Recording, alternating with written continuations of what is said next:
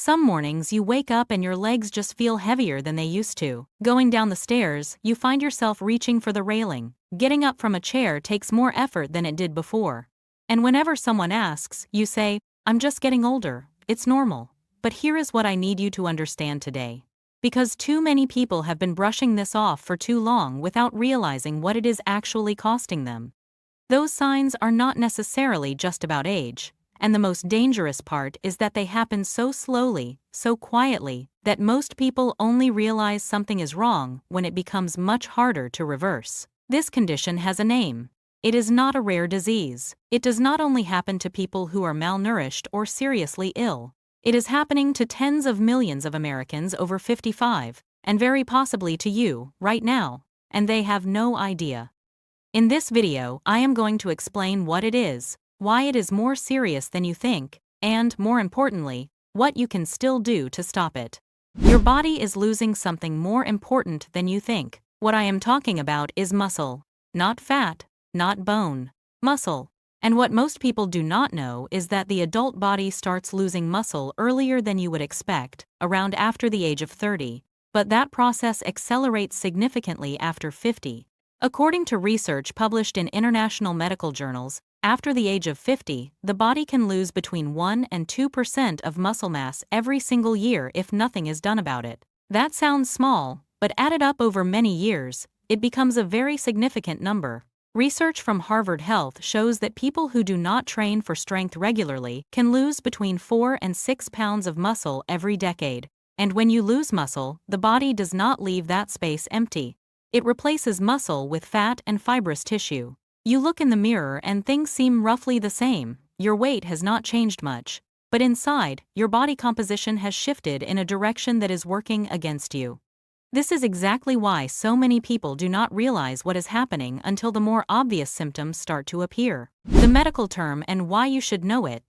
This condition is called sarcopenia, a word rooted in Greek that essentially means the loss of flesh. You do not need to memorize the term, but what matters is that you understand how common it is. Studies estimate that somewhere between 5 and 13% of people between the ages of 60 and 70 are affected by muscle loss at a level that is medically significant, and that number climbs to between 11 and 50% in people over 80. That means in a room of 10 people aged 60 or older, 1 or 2 of them are likely already at a point where muscle loss is directly affecting their ability to move through daily life. And the most unsettling part is that this condition rarely comes with obvious pain or a clear symptom that tells you something is wrong. It just quietly happens. Until one day you realize that simple things like getting up from the couch, carrying your grocery bags, or walking a little farther than usual have suddenly become noticeably harder. And even then, most people still tell themselves, "I'm probably just tired." The specific warning signs many people are ignoring. I want to be direct about the specific signs you may be experiencing right now, not to alarm you, but to help you see the situation more clearly. The first is your legs. If you feel weaker in your legs than before, especially when climbing stairs, when rising from a low seat, or when walking longer distances, that may be a sign that the muscles in your thighs and calves are declining. The leg muscles are typically where muscle loss shows up most clearly, because they are the largest muscle groups and the ones that carry the most load in everyday movement.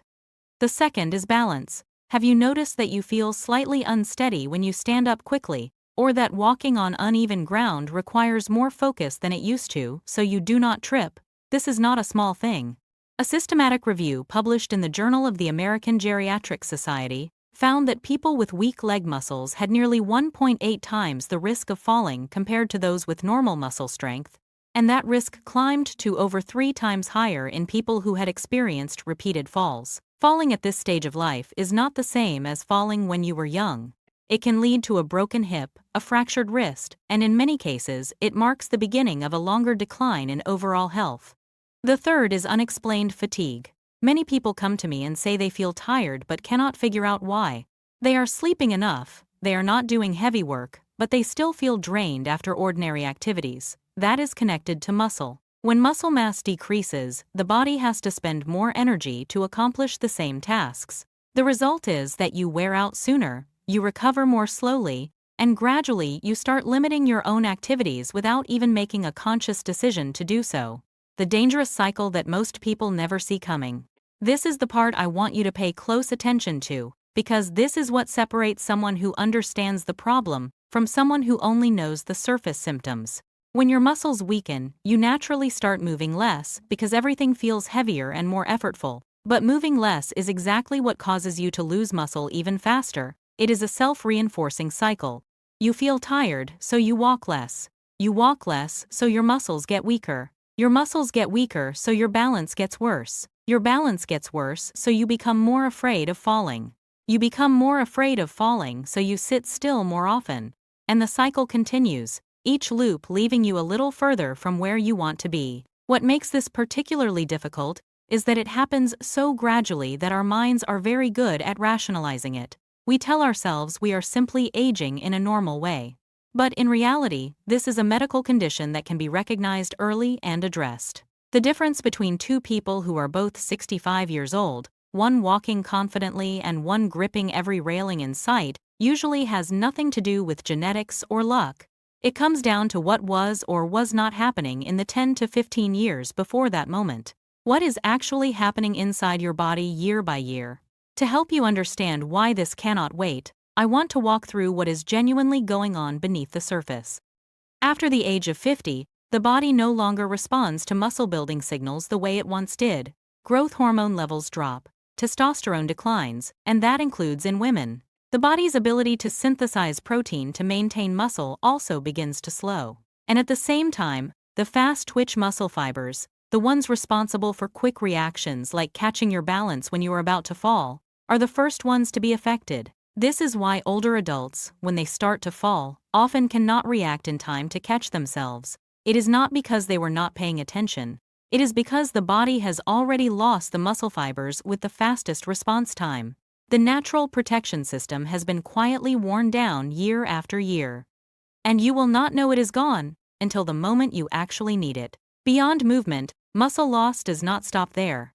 Studies show that sarcopenia is connected to insulin resistance, chronic inflammation, cardiovascular disease, and even a significantly higher risk of mortality. Muscle is not just what helps you move. It plays a major role in how the body processes blood sugar, regulates hormones, and supports immune function. When enough muscle is gone, the entire system feels the effect. How to know if this is already happening to you?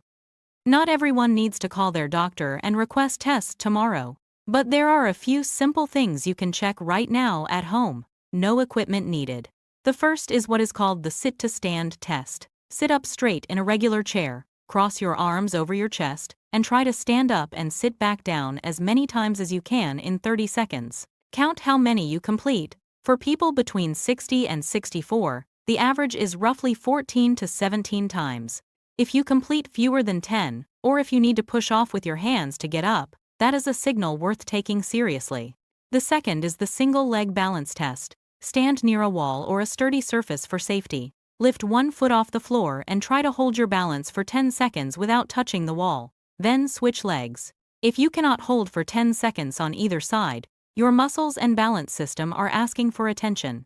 The third test is simpler. The next time you go for a walk, pay attention to whether your stride has gotten shorter than it used to be.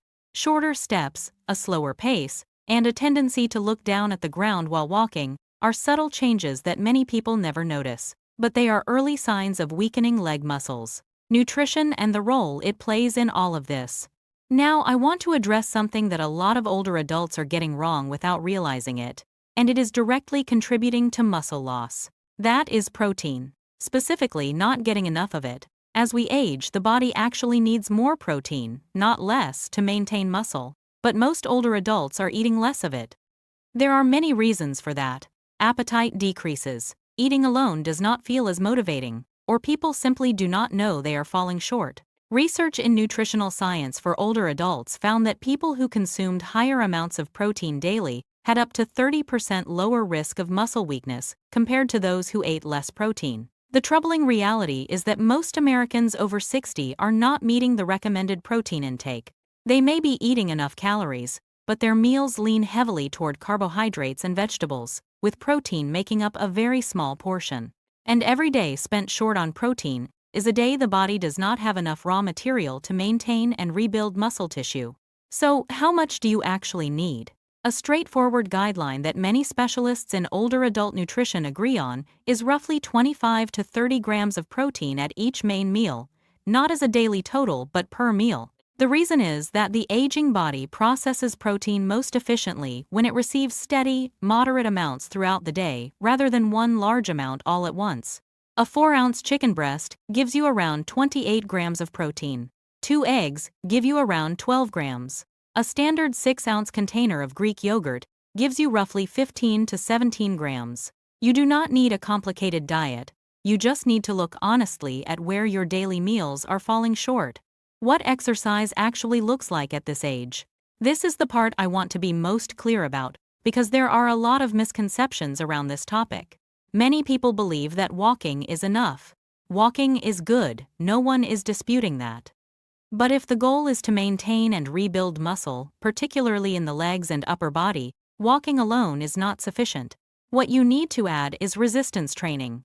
You do not need a gym membership. You do not need heavy weights. Resistance training at this stage of life can be as simple as body weight squats, standing up and sitting down from a chair multiple times in a row, or working with a resistance band that you can find at any sporting goods store. Research on sarcopenia and aging shows that older adults who were previously inactive, meaning fewer than 20 minutes of structured activity per week, actually gained the most benefit from a light resistance training program, and that just around 48 minutes of activity per week was enough to meaningfully reduce the risk of physical decline. 48 minutes a week. That is less than 10 minutes a day if you spread it out evenly. The important thing is not how much you do in a single session. What matters is that you do enough to send your muscles the signal that they are still needed. Muscle responds to being used. When you stop using it enough, the body gradually treats it as unnecessary and begins to let it go. That is not philosophy. That is physiology. One more factor that almost nobody talks about. There is a third element I want to bring up, and it is not protein and it is not exercise, it is sleep. I know many people will think this seems unrelated, but stay with me for a moment. While you sleep, particularly during deep sleep, your body produces growth hormone that helps maintain and repair muscle tissue. Older adults tend to sleep fewer hours overall, wake up more during the night, and spend less time in deep sleep. That means less time for the body to repair and sustain muscle. And if you are exercising but not sleeping well, a meaningful portion of the benefit from that exercise simply does not fully take hold. This does not mean you need 9 hours every night. But if you are sleeping under 6 hours, waking up still feeling tired, or hitting a significant energy drop in the afternoon, your body is sending you a message. Sleep is not laziness. For a body past 55, consistent quality sleep is one of the most important things you can give it every single day. A final word from Dr. Angelina. Before we wrap up, I want to say something honest. What concerns me most is not the person who watches this video and feels worried. What concerns me most is the person who watches this video, nods along to everything I have said, and then tomorrow, nothing changes, because they tell themselves they will start later, or that their situation is not that bad yet, or that it is already too late to make a difference. I want to be direct. It is never too late to begin. Not at 60, not at 65, and not at 70. The human body has a remarkable capacity to adapt at every age. Studies on resistance training in older adults show that even at 70 and 75, muscle can still grow and improve when trained properly. Your body does not need you to become an athlete. It just needs you to not give up on it. 3 simple things I want you to carry with you after watching today. Number 1. Look at your meals and honestly check whether you are getting enough protein at each one. Number 2. Add at least 2 sessions per week of something with a resistance component, even if it is just standing up from a chair repeatedly or taking the stairs more often. Number 3. Pay attention to your sleep, because most of your body's recovery happens while you are asleep.